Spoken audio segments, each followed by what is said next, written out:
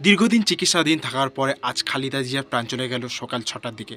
আর তার এই দুঃখ প্রকাশ করেছে আমাদের ভারতের প্রধানমন্ত্রী এবং তিনি একটা টুইটার হ্যান্ডেলে এবং ফেসবুকে ২০১৫ সাক্ষাৎকারে সেই ছবি প্রকাশ করে এবং দুঃখ প্রকাশ করেছেন যে তিনি বাংলাদেশের প্রথম মহিলা মুখ্যমন্ত্রী এবং যার এই মৃত্যুতে সারা বাংলাদেশের একটা ঘাটতি থেকে গেল। তো ওনার কাজ যথেষ্ট উন্নত মানের ছিল, উন্নত করার চেষ্টা ছিল বাংলাদেশকে এবং ভারতের সঙ্গে সম্পর্ক যথেষ্ট ভালো রেখেছিল।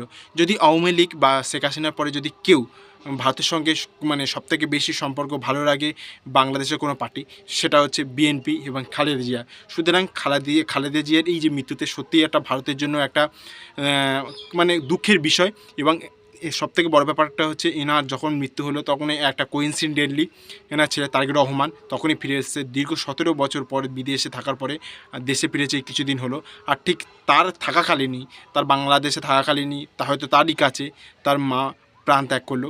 আর এমন একটা টাইমে গেল যে টাইমে হচ্ছে মানে সবথেকে পিক পয়েন্ট আছে বিএনপি, কারণ আওয়ামী লীগ বা শেখ হাসিনার দেশ ছাড়া। সুতরাং সবথেকে সুবিধাজনক এখন যদি মানে কোনো পার্টি থাকে সে বিএনপি, আর বিএনপি থেকে হয়তো তারেক রহমান হবু মানে প্রধানমন্ত্রী বাংলাদেশে। সুতরাং খুবই একটা ভালো সময় ছিল ওনার দেখার জন্য।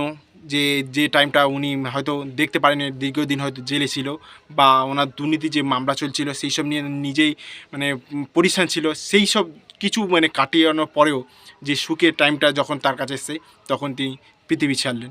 তো এইটা নিয়ে সারা যেমন বিশ্ব মিডিয়ায় এখন কভার করছে, ঠিক সেই প্রকার ইন্ডিয়া মিডিয়াও সারা মিডিয়া জুড়ে এনার মানে এই চলে যাতে শোক প্রকাশ করছে। এবং প্রধানমন্ত্রী ছাড়াও আমাদের অন্যান্য জায়গায় যারা আছে, যারা বিশ্ব নেতারা আছে, তাদের দুঃখ প্রকাশ করতে দেখতে পাচ্ছি। সুতরাং খালেদা জিয়া যে চলে গেছে, তারপরে আশা করছি যে ওনার বিএনপি যে পার্টি যারা হবু মানে প্রধানমন্ত্রী হবে তারা হয়তো ভারতের সঙ্গে ভালো সম্পর্ক বজায় রাখবে। তো ওনার চলে যাওয়া বাংলাদেশের জন্য সত্যি একটা ঘাটতির বিষয়। এবং দেখা আছে যে বাংলাদেশ পরবর্তী রাজনীতিতে খালেদা জিয়া ছাড়া বিএনপি রাজনীতি ঠিক কোন জায়গায় নিয়ে যায় বাংলাদেশকে।